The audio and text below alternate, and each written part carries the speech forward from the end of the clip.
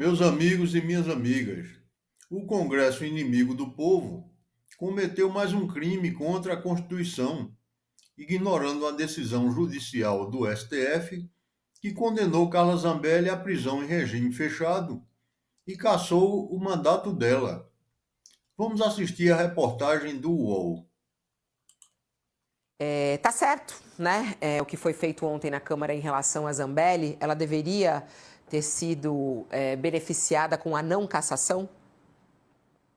Não, está completamente errado, né, Fabiola? Em vez de sepultar a Carla Zambelli, os deputados mataram a Câmara.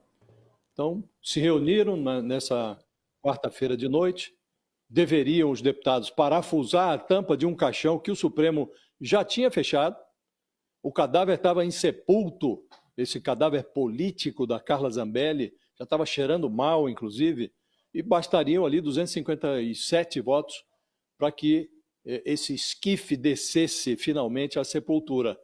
E aí abriu-se o painel eletrônico e verificou-se que faltaram 30 votos. Então, ao invés de sepultar a Zambelli, os deputados mataram a Câmara. Não é a primeira vez que isso acontece, já houve assassinato institucional semelhante. Não vai ser também o último caso, mas a Câmara acaba sempre ressuscitando, só que ela renasce pior. A cada novo retorno, a Câmara volta pior. Então, já tinha sofrido um homicídio semelhante em 2013. Os deputados, naquela ocasião, salvaram o mandato do Natan Donadon.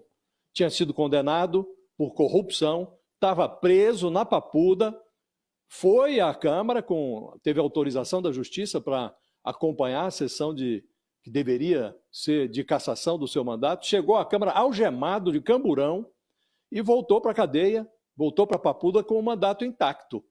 Também, naquela ocasião, os deputados salvaram o mandato de um preso por corrupção. Meses depois, cassaram o Donadon por falta de decoro, porque ficou muito mal naquela ocasião, mas aí a Câmara já era morta, né? E a Carla Zambelli está presa em Roma. Podia até ter participou da sessão na Comissão de Constituição e Justiça, poderia ter participado virtualmente desse antifuneral, mas preferiu terceirizar para o seu advogado, o Fábio Pagnosi, as insinuações que o presidiário Donadon fez pessoalmente 12 anos atrás. Aí disse lá o advogado, hoje há cerca de 100 deputados respondendo a processo no Supremo. Se caçam a Carla Zambelli, abre-se um precedente. Essa insinuação funcionou, porque o plenário acabou olhando para o próprio pescoço. E os deputados estavam ali com a dosimetria desregulada, afrontaram o Supremo com essa decisão, salvando o mandato de uma condenada a 10 anos de cadeia, e aplicaram uma suspensão de meio ano ao deputado Glauber Braga, porque chutou o traseiro de um ofensor da sua mãe, doente, a mãe dele morreria dias depois. Então, poupou o mandato da Carla Zambelli e suspendeu um outro deputado que merecia uma reprimenda, mas uma reprimenda bem menor do que essa, suspendeu por 6 anos. É a mais gravosa punição que pode ser imposta a um parlamentar antes da cassação. E há males que vêm para pior, né, Fabiola? Então, nos próximos dias, os deputados vão matar a Câmara mais um par de vezes. Vão salvar o mandato do Alexandre Ramagem, né, que está aí também na fila do patíbulo, também já foi condenado pelo Supremo, e vão brindar, vão presentear o Eduardo Bolsonaro com um afastamento do mandato por decisão administrativa, por excesso de faltas. Portanto, ele vai preservar os direitos políticos. Então, muito triste, Fabíola, o que está acontecendo, porque o Brasil foi recém-exaltado aí ao redor do mundo como um exemplo de vigor democrático. E agora o Brasil está virando uma democracia suicida por conta dessas decisões absurdas. A decisão da Câmara dos Deputados de desobedecer uma ordem judicial do Supremo Tribunal Federal configura mais um episódio de afronta direta à Constituição e ao equilíbrio entre os poderes. Ao se recusar a cumprir a determinação judicial, a Câmara age como se tivesse poder de revisão sobre sentenças criminais definitivas.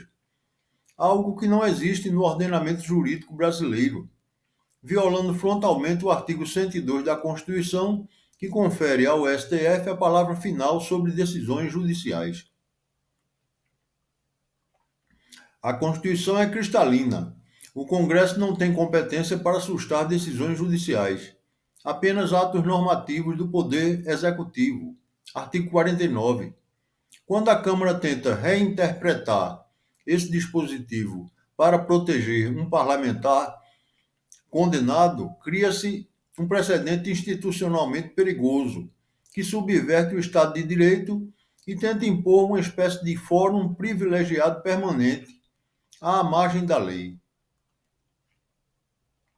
Diante desse abuso, o senador Lindbergh Farias ingressou com mandado de segurança no STF, pedindo que a Corte anule o ato da mesa da Câmara por clara usurpação de competência e por violação direta à autoridade das decisões judiciais. Qual será a provável decisão do STF? Pelo histórico recente e pela doutrina consolidada, o STF deve, primeiro, reconhecer a ilegalidade do ato da Câmara, afirmando que a execução da pena fixada pela Corte não depende de autorização ou deliberação parlamentar. Segundo, restabelecer imediatamente os efeitos da condenação, determinando que a ordem de prisão em regime fechado e a cassação do mandato seja cumprida conforme decidido no julgamento criminal.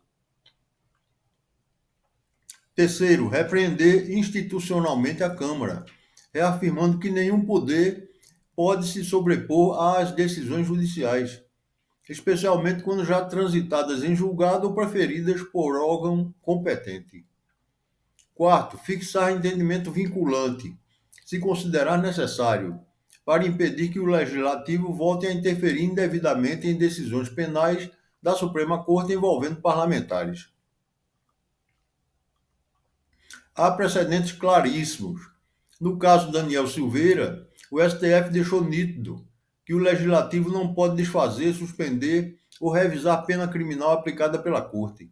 Em diversas ações penais contra parlamentares, o STF sempre afirmou que a execução da pena é ato judicial, não político.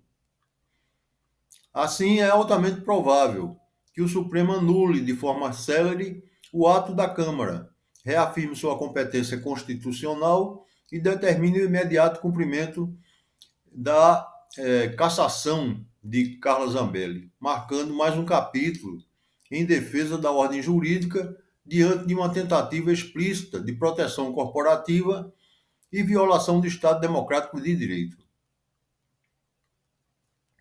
Até outra oportunidade, pessoal. Dê o like, compartilhe esse vídeo e se inscreva no nosso canal do YouTube, @Jornal na Voz. É de graça. E, por favor, compre-me um café. Olá, nos ajude a lhe dar informação de qualidade e com a melhor apresentação. Se você gosta do nosso trabalho, faça um pequeno Pix para a chave que está no quadro e nos apoie para continuarmos. Obrigado.